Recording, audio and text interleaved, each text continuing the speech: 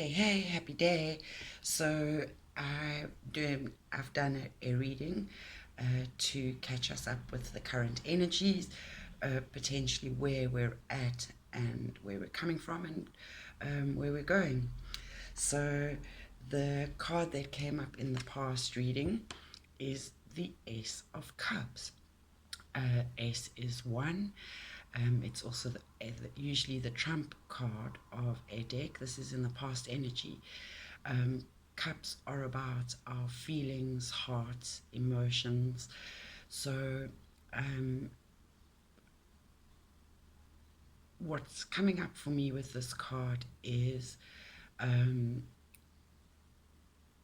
how we as alchemists have potentially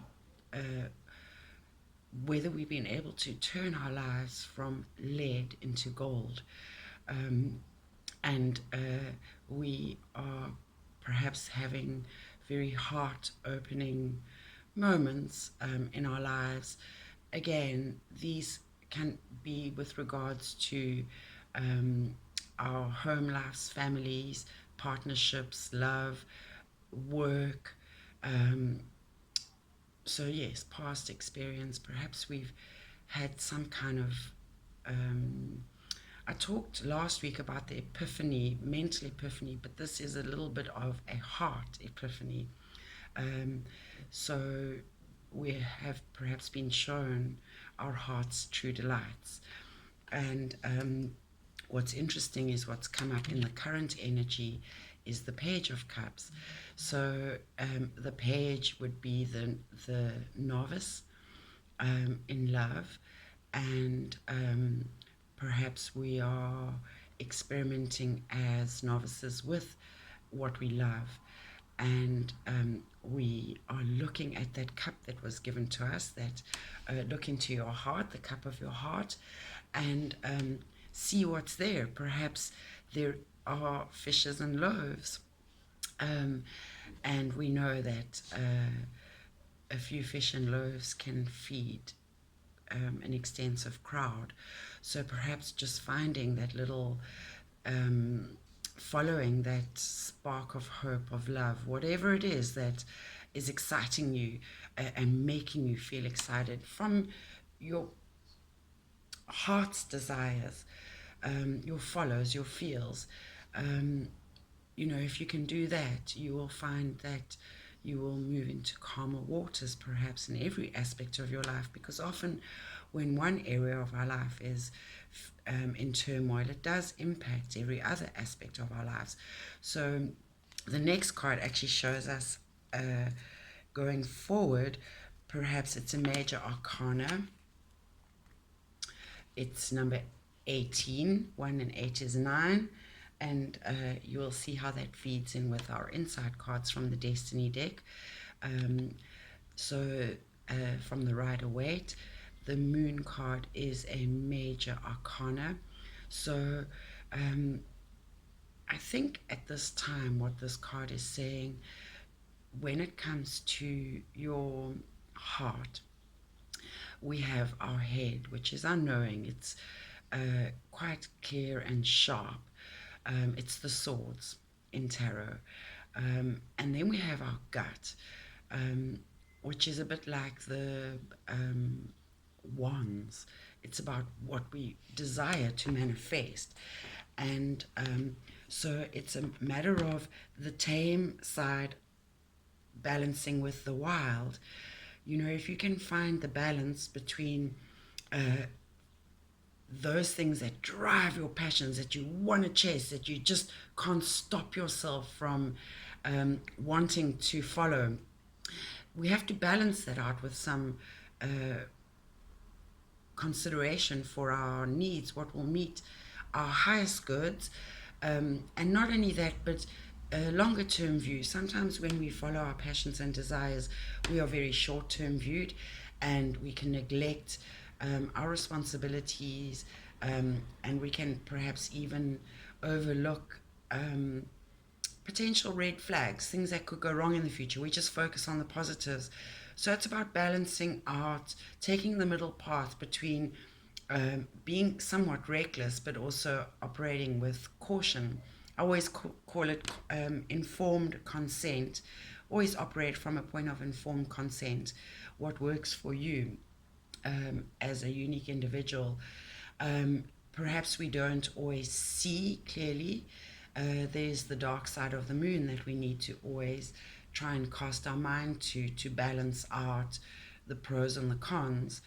Um, if you can find a balance between the wild side and the tame side, you can follow a fairly straight course of action or path towards what will serve you. If you go too much towards the wild, what you might discover is that, sorry, that's the wild on this side, you might find that you are misled and go down some tumultuous paths that are not necessarily, they will be difficult. You will learn what you need to learn. Hopefully you'll get back onto this main path. You will be able to balance out. So it is about finding balance. So have a look. Let's look at the inside card that matches numerically, number 9 from the Destiny cards. It's 9 and it's the work suit, and it talks about closure. So, we need to bring an end to those things that no longer serve us in order to follow our passions and our highest goods, because those codependencies, those toxic traits, habits, relationships, being stuck on old conditionings and old ideas can defeat us in our objectives of following our hopes, dreams, and wishes. And number 9 is about completion. You enjoy clarity with regard to what you want and are getting ready to live life to the full. You put your house in order and resolve old issues and move on with strength and confidence. And actually, if you take a look at the sum total of these 3 cards that came out, notice all the yellow that's popping out. So that is your solar plexus chakra over here. It is about confidence, who you are. It's your personal power. It's your willpower in life. It's you making a statement about who you are and what you, a declaration to the world in tangible form of who you are and what you want to achieve and what you're able to contribute to the collective whole as a unique spark and individual. And the work suit talks to us. It represents the expression of yourself through action and realizing your dreams. This suit is not only about doing a job, but expressing yourself through your work on self, in the home, as a brother, sister, mother, or father, lover, artist, friend, servant, or leader of a community. And then the other inside card, and for those that know me, this is quite an important card for me.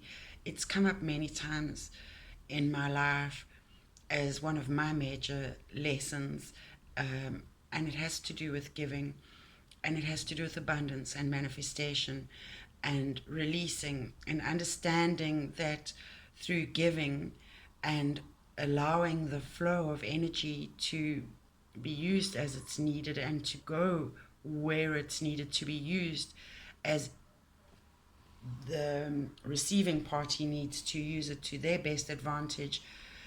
Your job is just to give, not to control how what you give is used.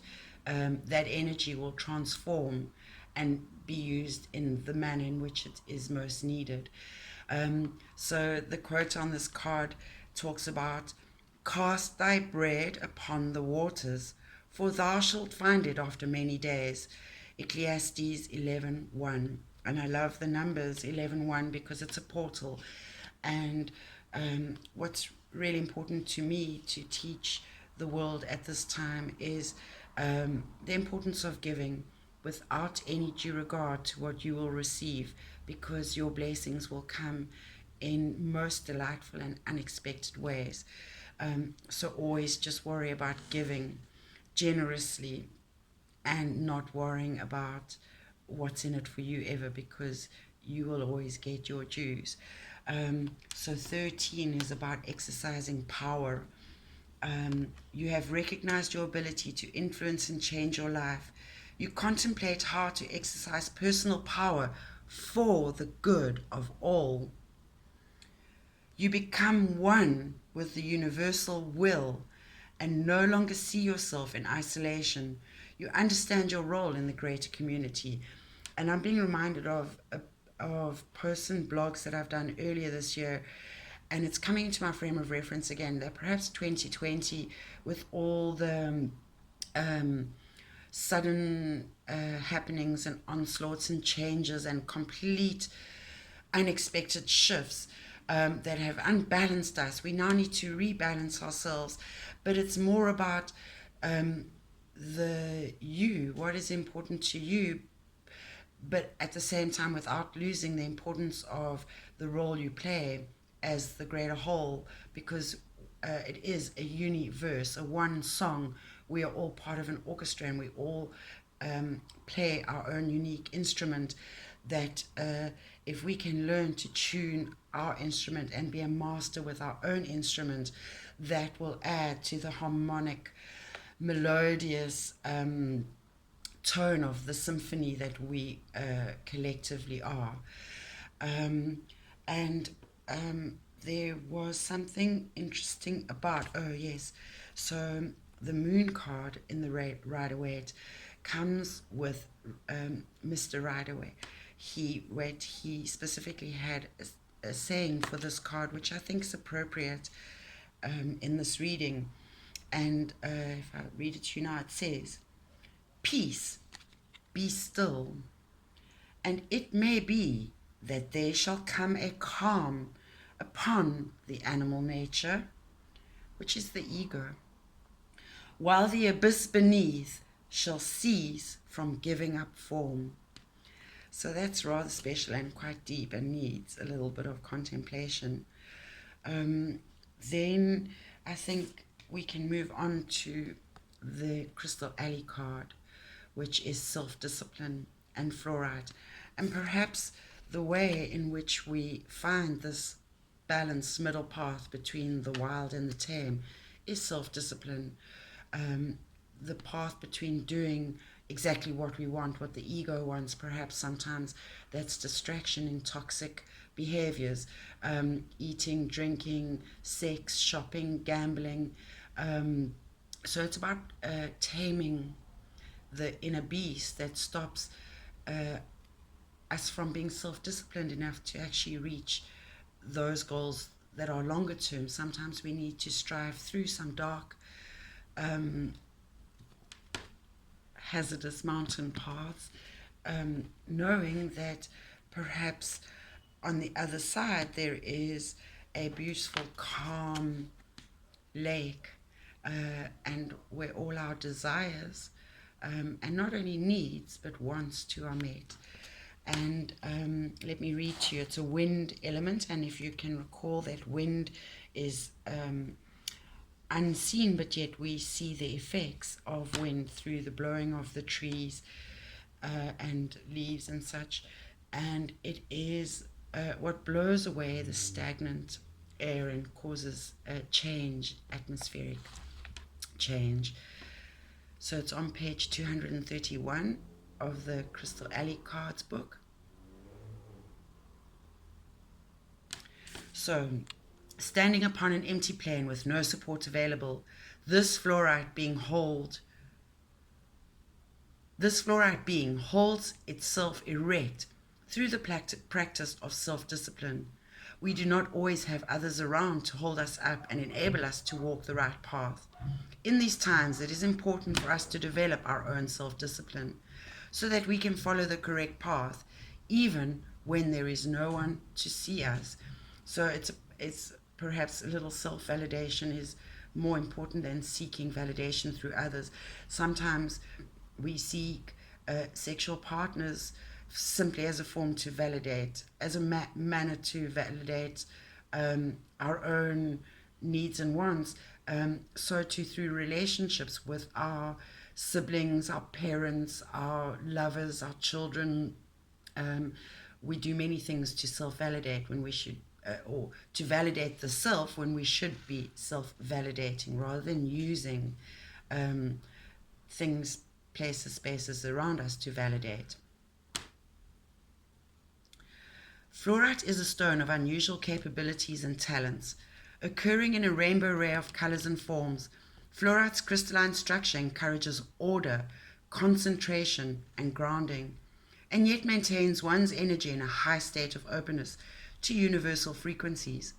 Fluorite not only encourages reception of high guidance and information, but aids in its retention, organization, and utilization as well. So I'm being shown how we've had a lot of downloads and upgrades to our operating systems, and we are now having to integrate those lessons, actually incorporate them into our ways of living. We, over the years, have been given all the bits: how to eat well, how to move well, how to think well, how to love well, how to work well, but yet we've only been practicing parts of that whole, and it is time to bring all of those parts into one harmonious package that flows and works.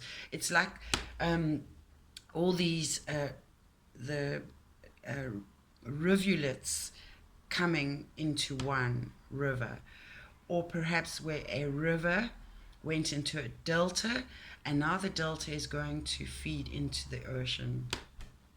I hope that imagery works for some of you.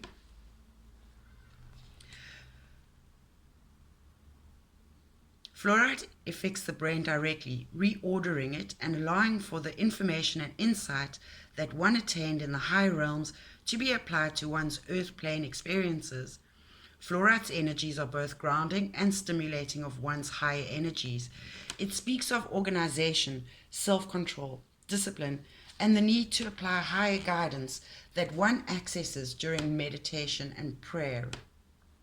And I'm being reminded of something I read in the Four Agreements series as part of the 7 Spiritual Laws of Success, available on blogs and on YouTube via video, about how gratitude is our way of giving love back to the universe.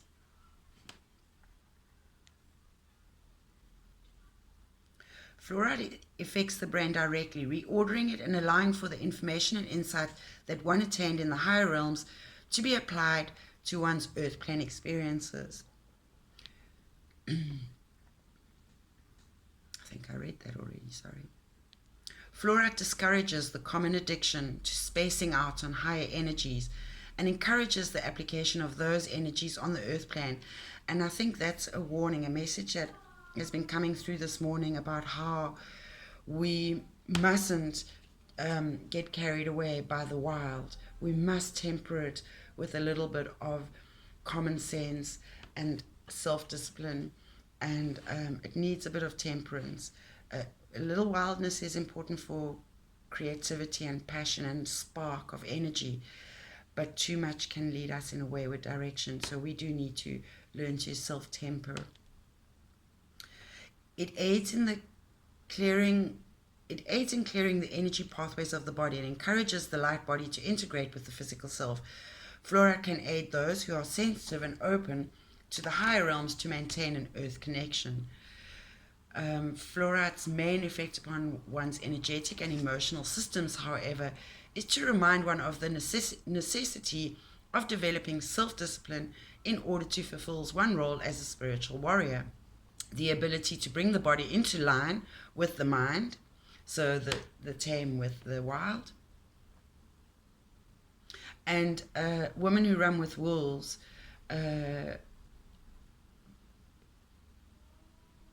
would be a lovely book for many people to read. It keeps coming up in reference.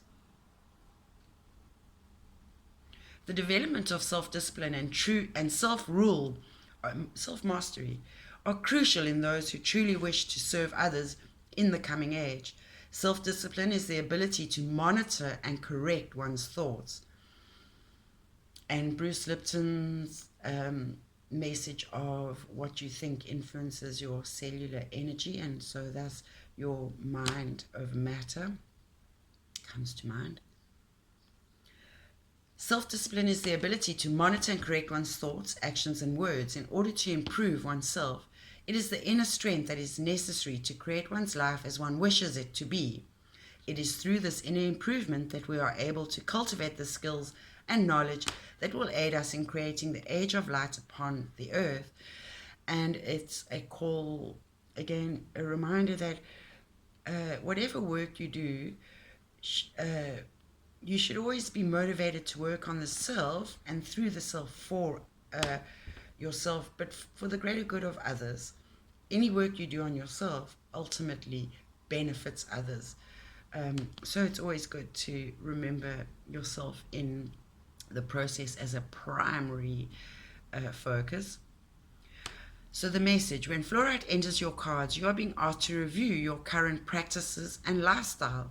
Fluorite may be calling you to make changes in your life. This could mean organizing your life more efficiently, making necessary changes in your habits, or applying yourself to your path more fully. We in the forefront of the age of light on earth are being called upon to organize and apply in our lives those bits of knowledge and understanding with which our journey has supplied us. If you feel as